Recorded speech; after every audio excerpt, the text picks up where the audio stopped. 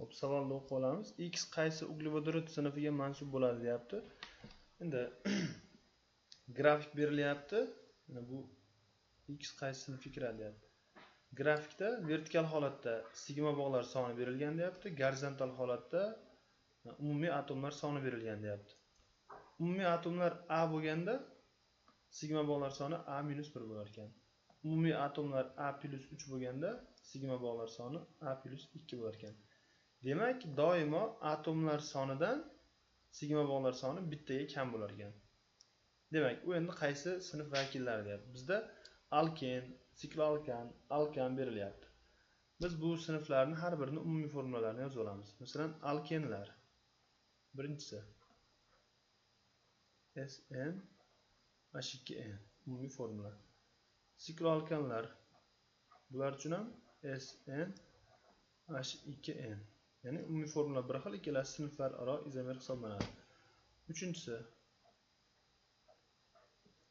alkan SN H2N plus 2. Endi bularda alkenlarda uglerod o'rtasidagi sigma bog'lar soni qanday topiladi? Uglerod o'rtasidagi sigma bog'lar umumiy formula bor. N-1 ga teng.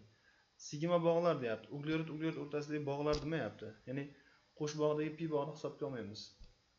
Uglerod vodorod sigma bog'lar soni vodorod nechta bo'lsa shuncha bo'laveradi. 2n. Sikloalkanlarda ham masalan uglerod sigma bog'lari bunda n ga teng. N nechiga teng bo'lsa, uni tarkibida uglerod ya'ni sigma bog'lar shuncha bo'laveradi n ta. Uglerod vodorod sigma bog'lar soni 2n ga teng. Alkanlarda uglerod sigma bog'lari nechta desa n-1 ga teng. Uglerod nechta bo'lsa undan bitta kam bo'ladi. Uglerod vodorod sigma bog'lari nechta desa bunda vodorod soniga teng 2n plus 2 ga. Endi umumiy sigma bog'lar alkenlarda 3n-1 ga teng ekan. Chunki n 2n yig'indi 3n-1. Sigma bog'lar soni bu. Endi umumiy atomlar soni-chi desa, atomlar soni n uglerod, 2n vodorod.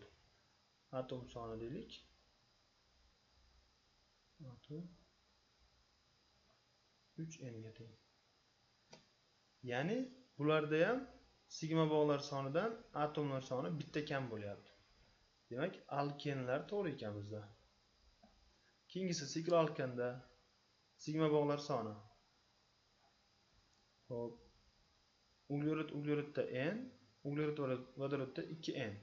Jami 3n sigma bog'lar soni. Atom soni nechta? Atom soni ham 3n. Demak, sigma bog'lar soni atomlar soniga teng ekan. Bizda nima bo'lish kerak? Sigma bog'lar soni atomlar sonidan bitta kam bo'lish kerak. Demak, bu xato. Sababi sigma bog' bilan atomlar soni teng bo'lib qolyapti. Bizda bitta kam bo'lish kerak sigma bog'. Alkanlarda ko'rsak, sigma bog'lar. Hop, n-1 uglerodda, 2n plus 2 uglerod vodorodda. Jami 3n ikkala n'larni qo'shyapmiz. -1 ga plus 2 plus 1 bo'lib ketadi. 3n plus 1 sigma bog'lar soni, atomlar soni bittadan topamiz. N uglerod, 2n plus 2 vodorod. Ya'ni atomlar soni 3n plus 2. Xo'p, 3n plus 1 sigma bog', 3n plus 2 atom soni. Farq ayirsak 1 mi? Demak, bittaga kam bo'lyapti sigma bog' atomlar sonidan. Bu ham bizda to'g'ri ekan. Bunda ham bittaga farq bo'layotgandi. 1 3. Demak, bizda to'g'ri javob D.